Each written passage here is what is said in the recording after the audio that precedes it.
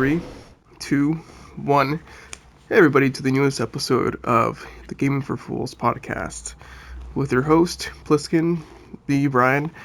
Friday a little solo right now. Eric's he's dead. He died. So it's just me, and I'll be talking about some of the horror games that I've played in like the last month or so. We're at the end of October here, and I've played some of the best horror games in these last 30 days. I've played some of the best horror games I've ever played in my life. So I'm gonna start with the best game. The first game that I really started playing in the month of October was Dead Space. I bought Dead Space physically earlier this year sometime for $30, and I was waiting for October to play it, and October came around, and lo and behold, it's one of the best horror games of all time. Probably, I think it's my favorite game I played this year, easily. For me, I think it's a better game than Resident Evil 4. I think it's a better game than Resident Evil 4 Remake. I think it's a scarier game. Star new category, Games Plus Demos. I think it plays better. It does a better job of scaring you, keeping you on your toes. I will say, Dead Space, the only thing that's lacking about it is the fact that the mission structure isn't great. There's not a lot of variety. It's like fix the generator, fix the thing that's broken, because technically that's what you do. Your character's a engineer, so that's all he does, which makes sense in terms of like his skill set in that context. But it doesn't make for interesting gameplay, at least interesting like variety, because the gameplay is there. Enemy variety is there, weapon diversity is there. Moment to moment's incredible. Game looks incredible. Sound design is incredible. Story is, I'm not one much for sci-fi and stuff like that, but it did enough for me to be invested in the personal stakes Isaac had in terms of like finding his wife, you know. But the game kind of does a bad job of hiding the fact that she's fucking dead, and she has been dead for probably the entirety of the game. But that twist I saw coming from a mile away. Like the second you get in contact with her, she's like, "What is wrong, Isaac?" Like just talking like a fucking robot. Like it just made no sense really. But aside from that, again, the fact that these enemies can pop up from you from above, below, left, right, like it's just from dead corpses. It's just insane. You never really feel a sense of safety, even in these places that the game makes you think is some kind of safety hub. The game will break its own rules by sending enemies in down those certain areas that you thought otherwise would be, again, like a safe haven or some kind of save point. But no, the game will send you enemies in these areas. The ray tracing, so good, so good. Lighting, just the particle effects, weapon diversity. There you have your standard like plasma rifle, which essentially is a handgun with triple shot. It could either make it horizontal or vertical. I chose horizontal, it just makes more sense. The way these humanoid aliens are like, I guess, built is they're humanoid. Like they're built like humans. Humans are pretty vertical, so if you shoot horizontal, you have a higher chance of making a hit. But anyways, you had the shotgun. You had decent variety of weapons: shotguns, flamethrowers, pistols, force guns, arc rifles. Like it had a pretty cool, diverse lineup of weapons, and it gave you the opportunity to, you know, um, really upgrade your weapons in a way that's like, okay, you could invest in the pistol. If you don't like the pistol, refund your currency and invest in the shotgun. So there's a lot of room for experimentation in that aspect. And yeah, again, top to bottom, really fucking great game. Scared the fuck out of me. Scared the shit out of me. And it really definitely kicked off October for me in the right foot. Made me want to play It left me wanting more, which is a sign of a good game, and it also scared the shit out of me. Then I was almost like dreading playing it because it's just that scary. But again, the gameplay is so good, and the way it tackles like it's typical zombie formula. It tackles it in a way that's like different and more exciting, and you kind of have to rework your brain. If you played nothing but Resident Evil and played this, you really have to rework your brain because they don't function at all like zombies, and that makes the game even better because you don't know what to expect really. And to me, that's a positive because we've had like 15 Resident Evil games that function pretty similarly, but we've only had one Dead Space. You know, at least like modern day Dead Space, not like 2000, really 2000s Dead Space. So it's just a near perfect game, I think, and it's definitely a better game than Resident Evil 4 remake. And that leads me to Resident Evil 8, which I played in October for the spooky streams, and man, oh man, it was so fun. Definitely let a heavy Resident Evil 4 inspiration in this game in the first person perspective, which I choose to play in because I had just beaten Dead Space. Dead Space is in third person. There's no option for any other perspective, and so I chose first person just to change up the perspective and keep it fresh, And it was pretty good. I don't think it's my favorite Resident Evil game, but I like the switch in tone, the switch in enemy types. Going from zombies to werewolves and more of a supernatural, fantastical setting and tone. I like that. I like the first level with the sisters and the big titty goth. That was pretty fun. I didn't want to kill her, but I had to progress the story. So there's that. And yeah, it was pretty good. I liked um the game felt it played a lot better than 7 did. 7 kind of felt clunky when it came to the parts where the third act, fourth act, where it becomes essentially it's Call of Duty. Like those sections didn't play as well, but in this game it did. When the game went crazy and gave you the assault rifle with 50 rounds in the mag, it played pretty well. It was fun, and then that over the top boss fight with Heisenberg, it was fun. It didn't feel tedious. It didn't feel clunky, awkward. It just played really well, and it was fun. And that's kind of for me the third and fourth acts. To more so the fourth acts, like the last quarter of a Resident Evil game, typically kind of loses me when it goes into these like lab areas. It's all white. It throws at you 4 times the amount of enemies, and it gives you 4 times the amount of ammo. So what you start with, what is um, a sort of horror game turns into a Call of Duty, but you still have the controls and the flow of a horror game, but in the scenarios that make you play as a shooter, it doesn't transition well.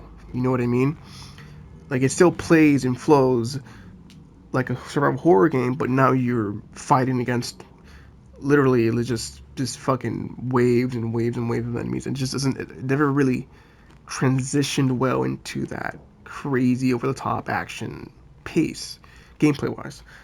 But for 8, this might be the only Resident Evil game that did that, and it did it well.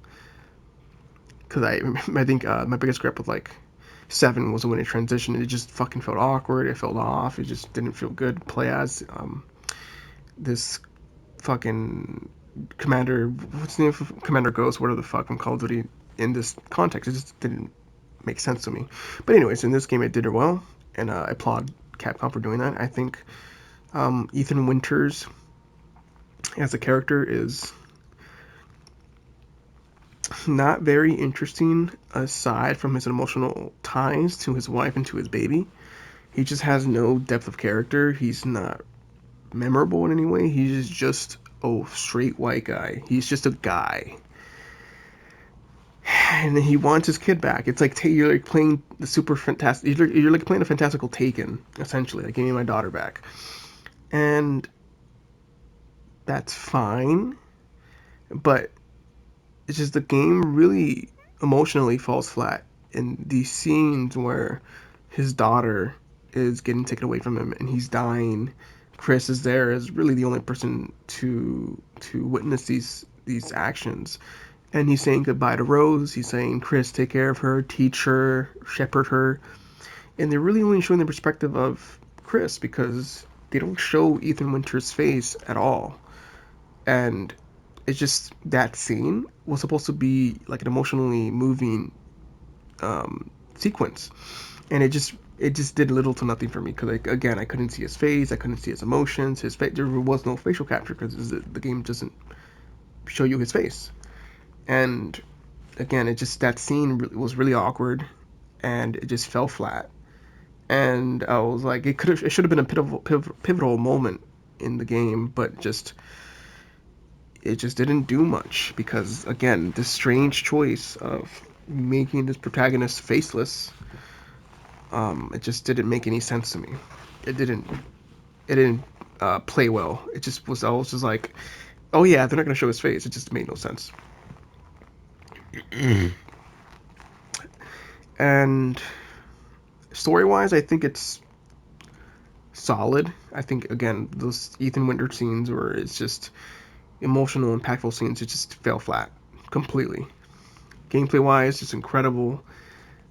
Typical weapons are back here: shotgun, pistol, sniper. Resident Evil staple weapons are here, and they function pretty well. I like the upgrade systems. I like the food crafting system is pretty cool. It's different. Um, I liked the settings, very similar, reminiscent of 4, but given it a supernatural twist.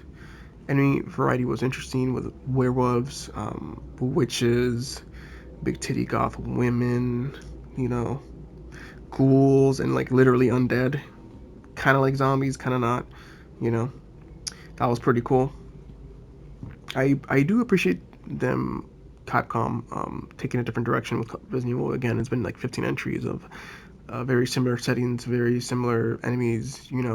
It's still fun. I still don't mind playing those games, but it's just nice to have a change of pace and just give us different scenery, different tone. It's just really fun to see where Rose's story is going to go. I just think Rose is a more interesting character, has more depth, and honestly has more potential to be a bigger, more interesting character than Ethan ever did because A, we can see her face, and B, she's in at least at the end of the the DLC, she's like what 16, 17, and so there's like this Spider-Man Peter Parker thing where like here's a kid who is probably about the age of the person who's playing the game in these incredible scenarios, and you have to play as her, and she has powers. Like it's I think it's a good baseline for a story and for a relatable, likable character, and that she is.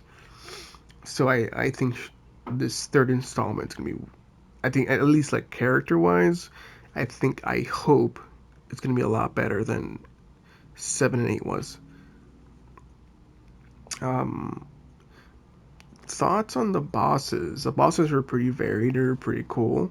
I like the weird family thing, kind of like mirroring Seven's family. Pretty cool. I really liked it. Again, different, more variety. I really like that aspect. Everyone played differently. Everyone required different strategies, aside from the triplets,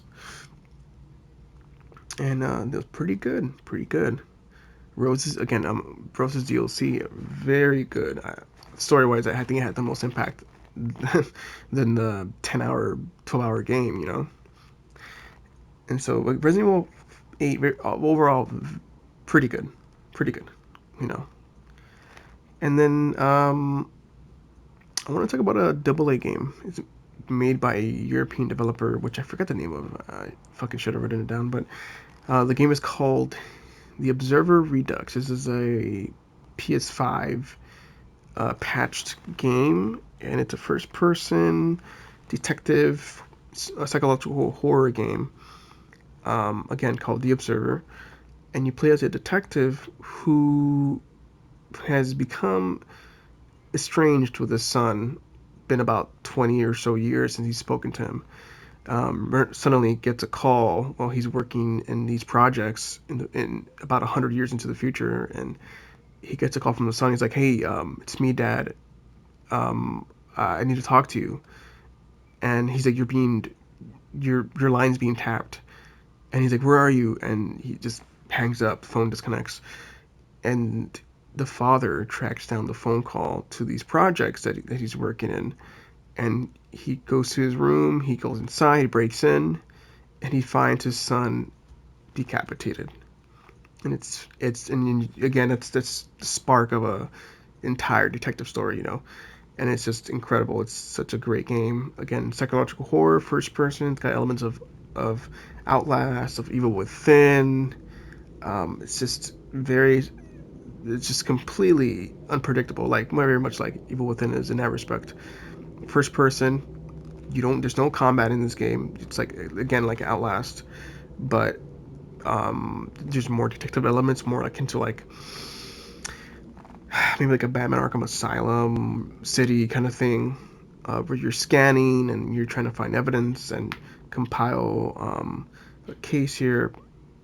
But again, graphically beautiful, taking advantage of the PS5 hardware, ray tracing, beautiful colors.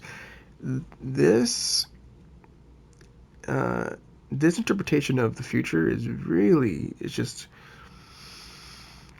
fucking crazy. It's just so vivid. Like these walls are covered in this like crazy looking G uh, projection of GPUs and computer like software. It was really hard to describe. Like it it looks like the inside of a GPU if it was projected neon green on all the walls. It just looks fucking crazy.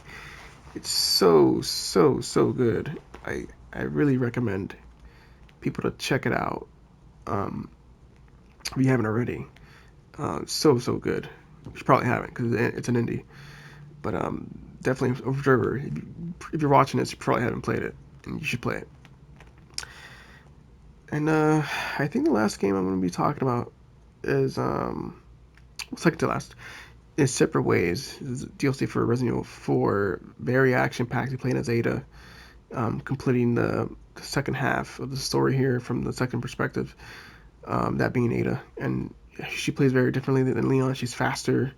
She takes a little more damage, but she has a grappling hook that can close the distance for, essentially it was like a front kick, drop kick kind of thing.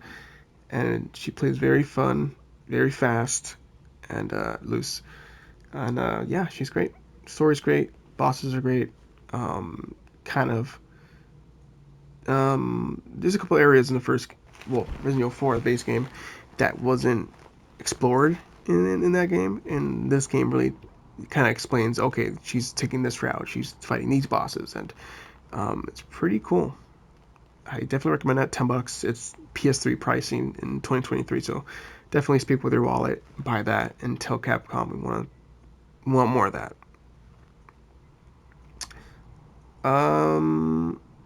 What is next? Let's see. Okay, final game I'll be talking about is what do you call it? Alan Wake 2 by Remedy.